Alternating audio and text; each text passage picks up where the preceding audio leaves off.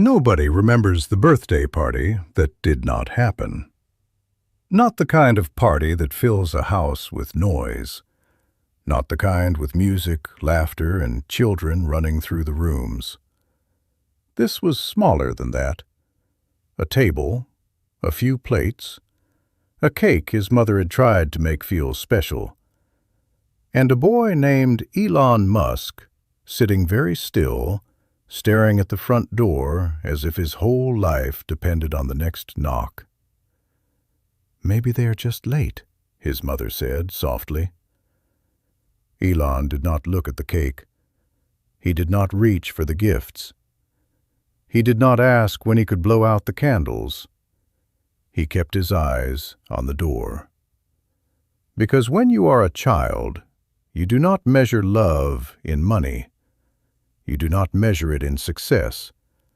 You measure it in who shows up. And on that day, almost no one did. This is not the story people usually tell about Elon Musk. They tell the story of rockets, electric cars, impossible deadlines, and the man standing on stage while thousands cheer his name. They tell the story of ambition so large it seemed to frighten even the people who admired him. But before all of that, there was a small boy in South Africa who had prepared himself to be happy. That is the part that makes it hurt. He had imagined the room before it happened. Children arriving, voices rising, someone laughing too loudly, someone asking where the cake was. Maybe one child would bring a present wrapped in paper. Maybe another would be curious about the strange, quiet boy who read so much and spoke like his thoughts were already older than his body. He was not asking for the world. He was asking for a room. Mae Musk did what mothers do when they are trying to protect a child from disappointment. She moved around the house with busy hands. She adjusted plates that did not need adjusting. She listened for footsteps outside. She smiled when there was no reason to smile. Mothers know how to make hope look normal. But children know too. They know when adults are pretending. Elon watched her face. Then he watched the door again. "They will come," she said. Maybe she believed it for a moment.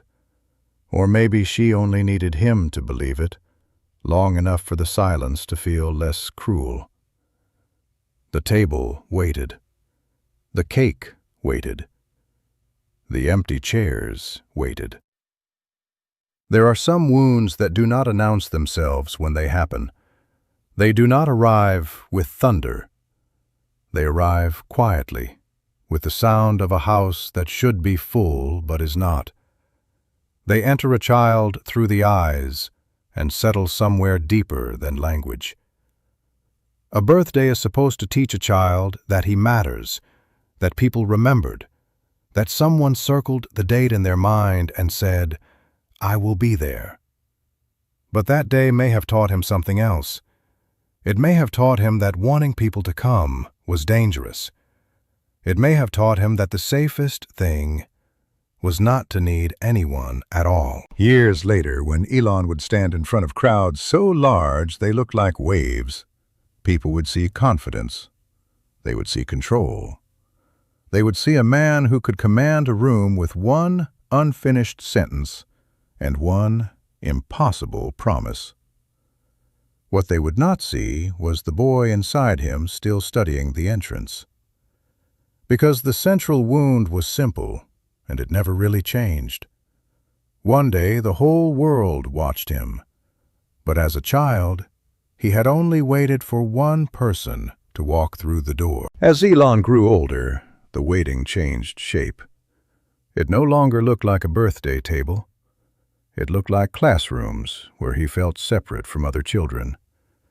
It looked like books held close to his face while the rest of the world seemed loud, ordinary, and unreachable. It looked like the difficult silence of a family where affection did not always arrive in the form a child needed. People often describe him as intense, relentless, impatient, impossible to satisfy. But sometimes intensity is not born from arrogance. Sometimes it is born from absence. A child who waits at a door long enough may eventually stop waiting. He may decide to build something so large that no one can ignore it. That is the hidden shape of this story. Not a boy who simply wanted attention, not a man who simply wanted applause, but a boy who had learned too early that being unseen was unbearable. In later years, the doors became different. The door of a bank, the door of an investor's office, the door of a factory, the door of a launch control room where every face carried fear. Each one seemed to ask the same question he had heard as a child. Will anyone come? Will anyone believe? Will anyone stay? In 2008, that old question returned with almost unbearable force. Tesla was running out of money. SpaceX had suffered failures. His personal life was strained, and the pressure gathered around him like a storm. The public saw a rich entrepreneur making bold bets. The private reality was more fragile. Money was disappearing. Confidence was thin. Sleep was brief. His eyes carried the red, glassy look of a man who had been arguing with disaster all night. There were meetings where people spoke in numbers, but the numbers were not really numbers. They were chairs at a table. They were empty places. They were proof that the room might empty again. He would sit in offices under fluorescent light, listening to warnings that sounded polite but final. Investors hesitated. Critics mocked. Engineers worried. Friends wondered if he had gone too far. Somewhere inside him, beneath the adult language of payroll and launch schedules, there may have been that same old feeling. The house is ready. The table is set. Nobody is coming. What the cameras later captured was the dramatic version. The launches, the cars rolling out, the interviews, the impossible recoveries.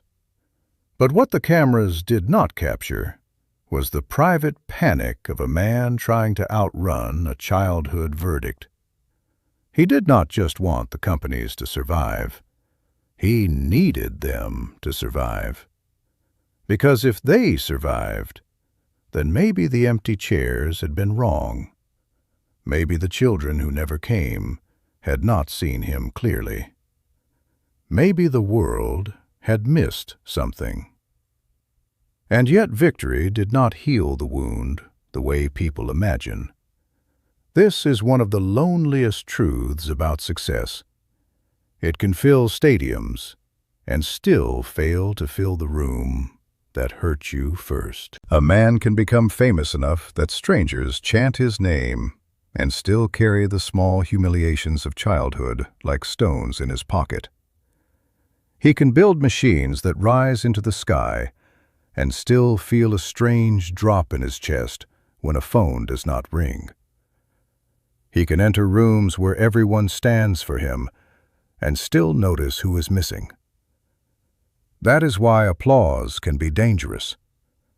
For a moment, it sounds like love. It surrounds you.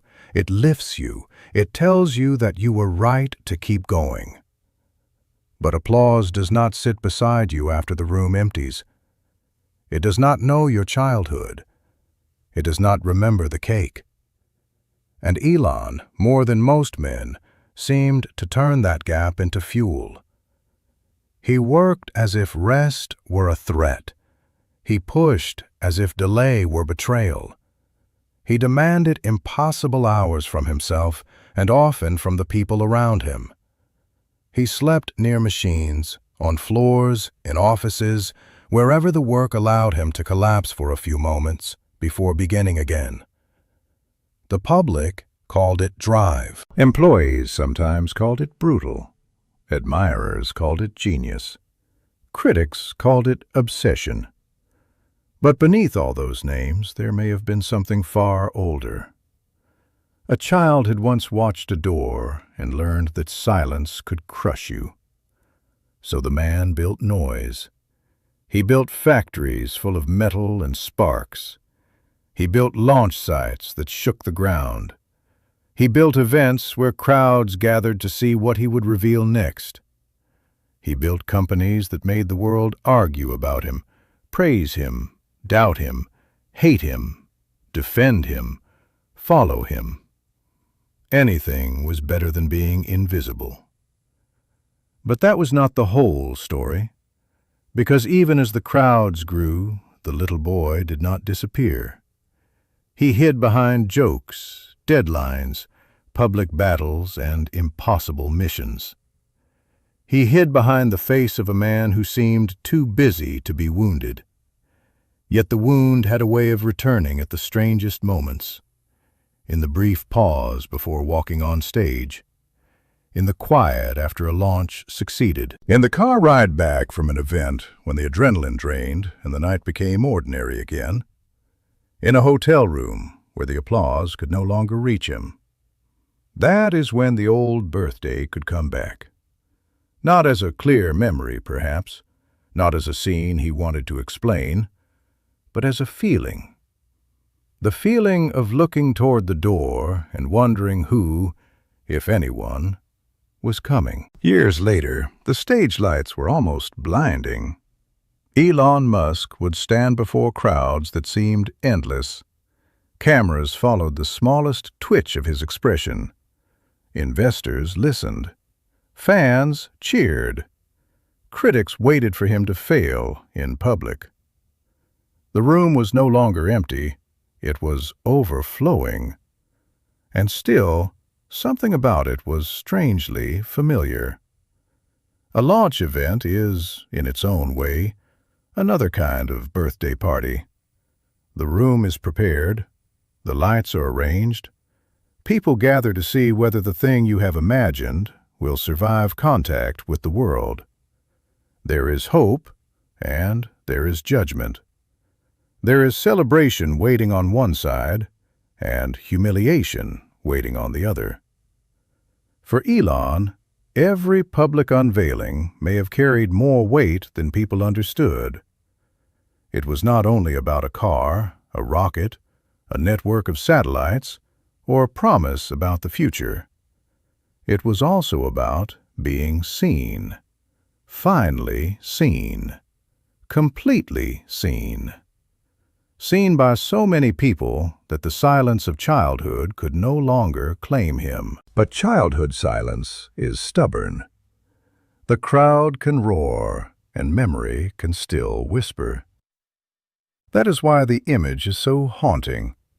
The man in front of thousands, and the boy inside him still looking at one door. Maybe that is the tragedy and the power of Elon Musk.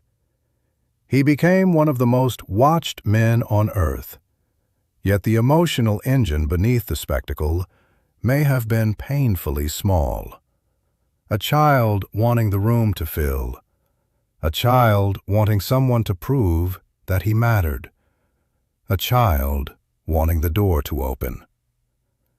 There is something deeply human in that. Life has a way of teaching all of us that early wounds do not stay early.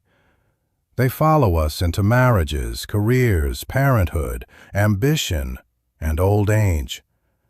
They change costumes, but they keep the same voice. A man who was ignored may spend his life trying to become impossible to ignore. A woman who was abandoned may spend her life trying to keep everyone close. A child who was laughed at may become an adult who cannot bear being wrong. And a boy whose birthday room stayed almost empty may one day build rooms that the whole world tries to enter. This does not excuse every choice. It does not make him simple. Elon Musk is not a fable with one lesson. He is difficult, brilliant, wounded, demanding, restless, and often impossible to separate from the storms he creates.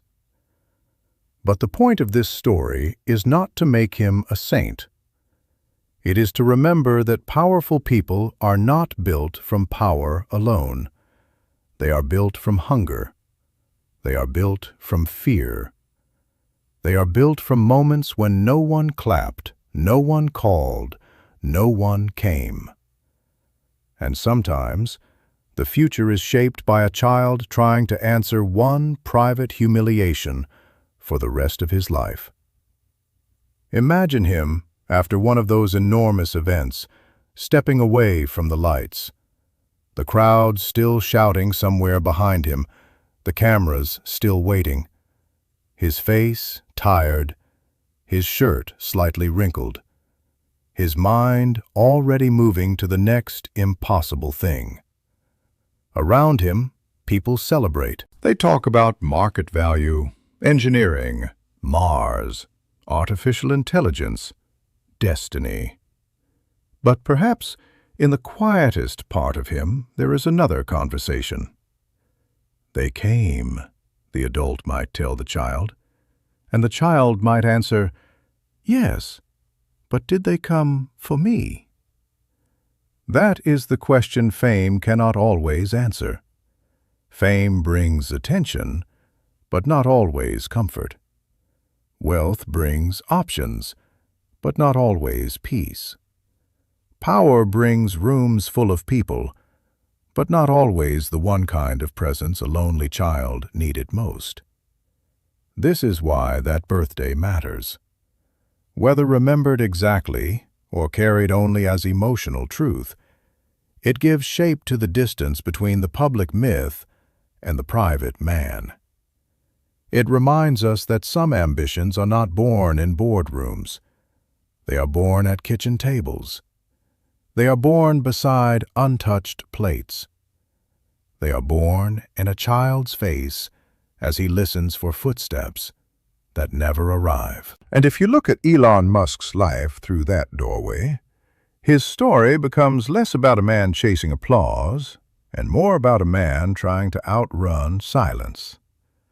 One day, the whole world watched him, but somewhere inside, he was still the boy waiting for someone to walk through the door. If stories like this remind you of the human cost behind history's greatest minds, subscribe for more untold stories from the legends who gave everything to change the world.